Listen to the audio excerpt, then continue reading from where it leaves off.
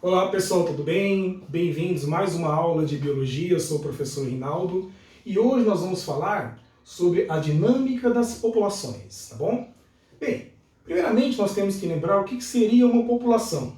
População é um grupo de indivíduos da mesma espécie que vive em um determinado local em um determinado tempo, tá bom? São indivíduos da mesma espécie que vivem ali em um determinado local. Por exemplo, população humana, população de gatos, população de cachorros, tudo bem? Tem que ser da mesma espécie. Bem, quando nós falamos ali, quando nós queremos saber a quantidade de indivíduos que tem em um determinado local ali, nós calculamos a densidade. O que seria então a densidade? A quantidade de indivíduos que tem em um determinado local, em um determinado tempo.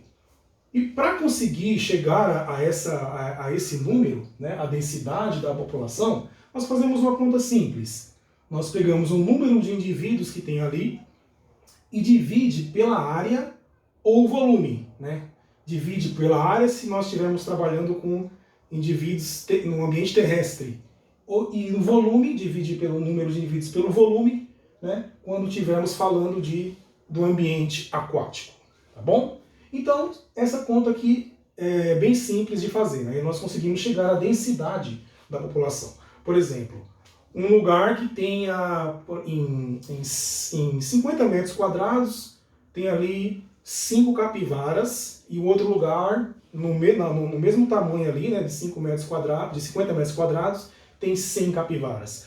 Qual que é a maior densidade? O que tem 100 capivaras, tá bom? Considerando o mesmo tamanho ali do ambiente que está vivendo a capivara, tá bom? Então, densidade a gente calcula dessa forma.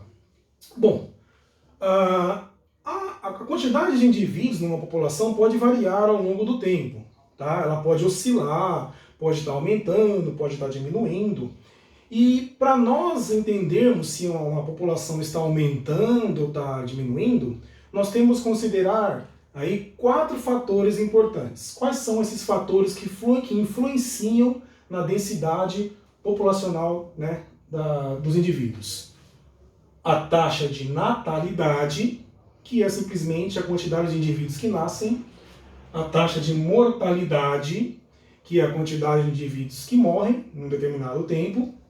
A taxa de imigração, que é a quantidade de indivíduos que chega, e a taxa de emigração, que é a quantidade de indivíduos que saem daquele ambiente, tá bom? Então essas são os 4 fatores principais que influenciam na densidade das populações, tá? E como nós podemos saber? Você tem que comparar as taxas de cada um naquele momento. Por exemplo, se a taxa de natalidade e imigração for maior do que a taxa de mortalidade e emigração, essa população vai estar o quê? Aumentando. Então, só você olhar. Mas, se a taxa de natalidade e imigração for menor que a taxa de mortalidade e taxa de emigração, vou colocar aqui, ó, emigração, aí a população vai estar o quê? Diminuindo. Porém, se a taxa de natalidade e imigração for igual à taxa de mortalidade e taxa de emigração, a população vai estar estável, né? Não vai estar nem aumentando nem diminuindo, tá? Vai estar ali oscilando naquele determinado tempo, tá bom? Então é só saber a taxa de cada um para você calcular se uma população está aumentando ou está diminuindo, ou simplesmente está estável ao longo do tempo, tá bom? Bom, uma outra coisa importante quando nós falamos de dinâmica de populações, nós temos que entender o conceito de potencial biótico, que é simplesmente, né, a capacidade de crescimento que uma população tem, né, naquele lugar que está vivendo. Né? Então, o que acontece? No potencial biótico, essa capacidade, né, de crescimento dessa população só é considerada as características daquela população. Não está levando em consideração os fatores ambientais. Ou seja, quando nós calculamos o potencial biótico daquela população, nós não estamos levando em consideração se está faltando alimento, se está faltando água, se está faltando espaço, tá? O potencial biótico da espécie não leva em consideração esses fatores ambientais, simplesmente a capacidade que tem de crescer naquele lugar. Vamos dar um exemplo. Um lugar que tem uma população de capivaras vive de um lado de um lago e outra população de capivaras vive do outro lado do lago. Nesse lado tem mais alimento do que do outro lado. Qual é a capacidade, né? Aqui vamos dizer aqui que é o lado A, né? Onde tem mais alimento é o lado A. E no lugar onde as capivaras vivem, lado B, tem menos alimento. Qual é o potencial biótico? Qual é o maior potencial biótico? Do A ou do B? É igual, porque simplesmente o potencial biótico não leva em consideração os fatores ambientais que estão ali ao redor daquela população, tá? Aí você vai pensar assim, mas como que calculamos então esse potencial biótico? Foi como eu falei, nós investigamos as características próprias daquela população. Por exemplo, a maturidade daqueles indivíduos. Qual é o tempo de maturidade? Quanto tempo leva aqueles indivíduos para alcançar a maturidade? Por exemplo, na espécie humana, dizemos que quando a menina chega ali aos 12 anos, né, e tem mais ou menos ali a primeira menstruação, que ocorre mais ou menos ali aos 12 anos, né, mas isso pode variar. Dizemos que a menina chegou à maturação, tá? Embora o sistema reprodutor feminino não esteja ainda preparado para receber, né, totalmente preparado para receber um embrião, tá bom? Então a maturidade é isso aí, tá bom? Tempo de gestação. O que é o tempo de gestação, né? Por exemplo, o tempo de gestação na espécie humana é mais ou menos ali de 9 meses, mas isso pode variar de espécie para espécie, tá? E a quantidade de descendentes que aquela população deixa. Tem espécies que deixam mais descendentes e espécies que deixam menos descendentes. Por exemplo, vamos comparar dois animais bem diferentes, a mosca e o elefante. Qual que tem a maturidade sexual chega primeiro, na mosca ou no elefante? Na mosca. Na verdade, quando a mosca ali eclode do ovo, a larva eclode do ovo e passa pelos estágios da metamorfose e vira já um adulto, isso ocorre em poucos dias. Já está preparado já para acasalar, já sai voando para acasalar, tá? Enquanto que a maturidade no elefante chega ali por volta dos 8 aos 12 anos. Então a maturidade demora mais para chegar, né? E tempo de gestação. Na mosca, são poucos dias que ela vai gerando ali os embriões, são até mesmo horas, tá? No elefante, o tempo de gestação é o maior dentre os mamíferos, gira em torno ali de 20 a 22 meses, quase o dobro da espécie humana. Tá? Então, o tempo de gestação é muito maior no elefante, tá? E a quantidade de descendentes. Moscas podem deixar ali por vez centenas até mesmo milhares de ovos por vez, né? No elefante, geralmente, como acontece na espécie humana, geralmente nasce apenas um filhote. Pode nascer gêmeo, mas geralmente nasce apenas um filhote, como na espécie humana, geralmente, tá bom? Ou seja, qual que é o potencial? Quem tem o maior potencial biótico? A mosca ou o elefante? A mosca, porque ela tem a maturidade sexual, né, chega mais depressa, o tempo de gestação é rápido, né? E a quantidade de descendentes é muito maior. Ou seja, as moscas vão crescer, né, em muito mais em questão de indivíduos. Vai ter muito mais indivíduos em muito menos tempo. É o que está mostrando esse gráfico aqui, ó. Analisa aqui esse gráfico, né? Esse eixo com esse eixo aqui é a quantidade de indivíduos, isso aqui é o tempo. Olha só, nós chamamos isso aqui de curva em J.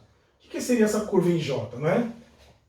Os indivíduos aqui no comecinho começam a crescer devagar, né? O crescimento inicial, depois tem um crescimento rápido, nós chamamos de crescimento exponencial, tá bom?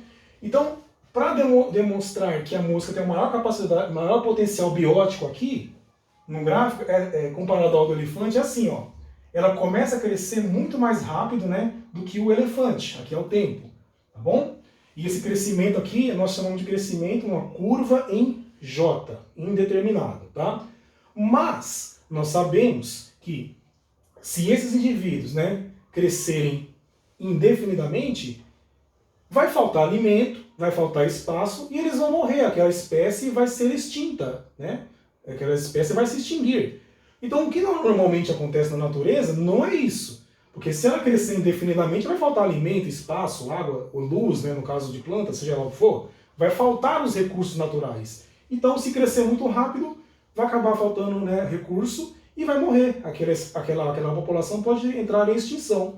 Normalmente, na natureza, ocorre um crescimento nesse padrão aqui, ó, que nós chamamos de curva sigmoide. Analisa bem aqui.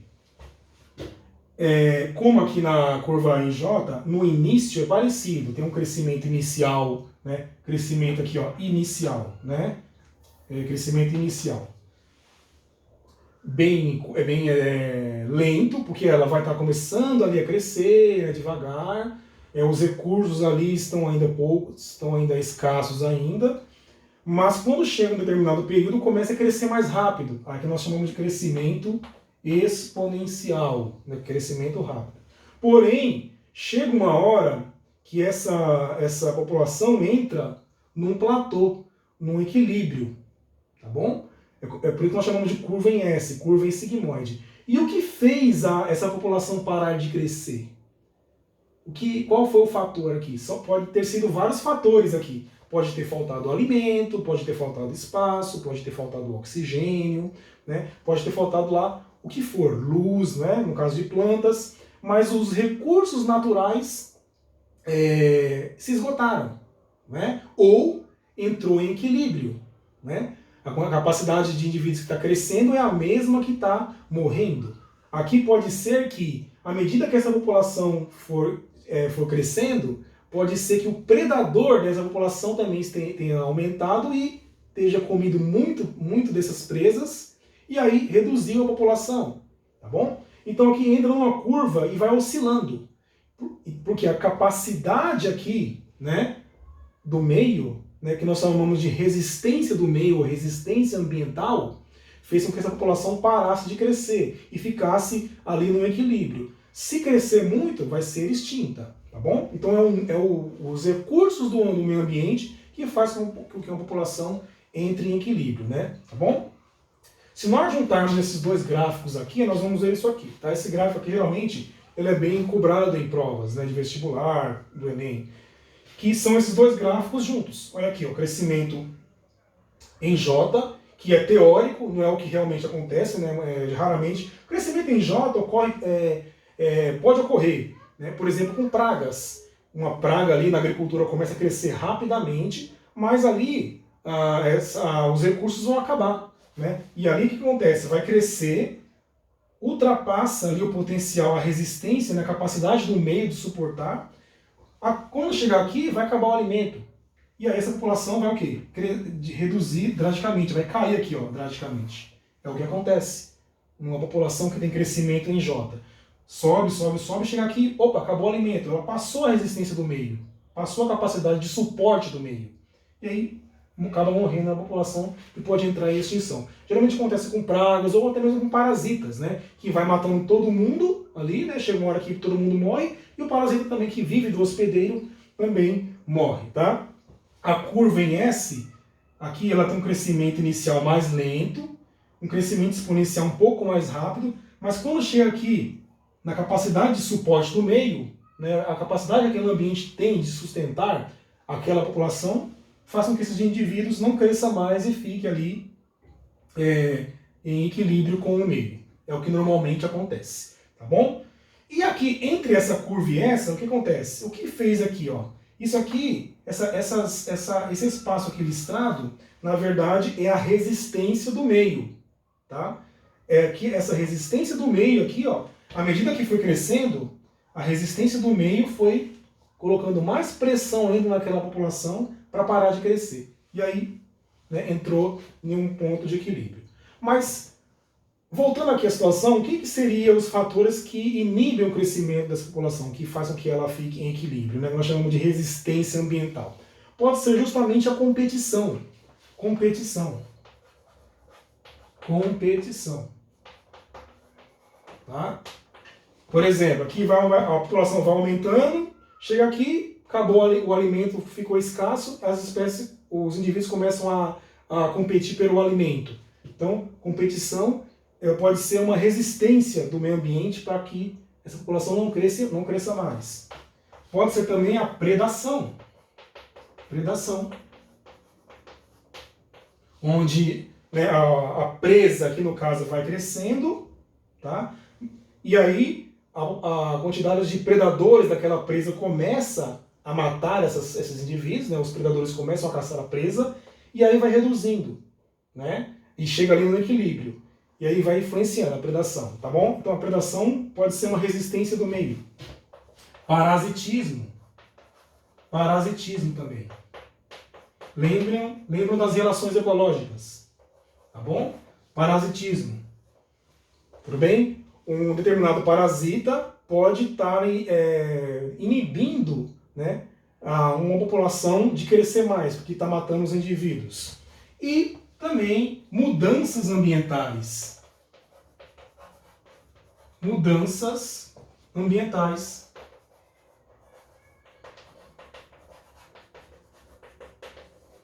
Tá bom? O que seriam essas mudanças ambientais? Quando o ambiente muda e fica muito assim difícil para aquela população viver ali, geralmente ela vai procurar outro lugar para poder sobreviver. Essa mudança ambiental pode estar inclusa aí falta de água, falta de alimento, ou simplesmente uma competição ali, né, acirrada para conseguir se acasalar com a fêmea ali, né? Ou seja, o ambiente ali não é mais favorável para aquela população viver ali, vai viver em outro lugar. Então esses são os 4 fatores principais que fazem com que os indivíduos entram nessa curva aqui, sigmoide aqui. Tudo bem, pessoal? Bom, espero que vocês tenham gostado da aula. Por hoje é só. E espero vocês na próxima aula, tá bom? Muito obrigado pela atenção e até logo.